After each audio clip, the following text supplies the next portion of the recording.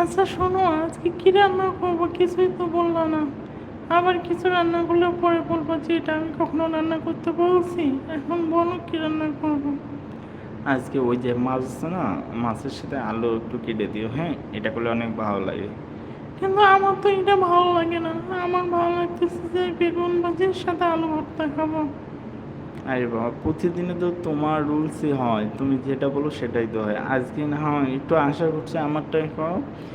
হ্যাঁ, কবে আমি আমার ইচ্ছে করছি। কালকেও তো তোমার কথাই করছি, তার আগের দিনও করছি। আবার আমার দোষ দিচ্ছ কেন?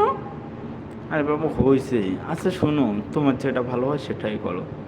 এমন ভাবে বলতেছ যে আমি মনে হয় তোমার কাছে জোর করতেছি। হ্যাঁ, দেখো আমাকে এগুলো কথা বোঝাইতে আসিও না। তেল মাখতেছ আমার পায়ে না। আচ্ছা তোমারটা এমনি রান্না করবো, তারপর আমাকে কথা শোনাইও না।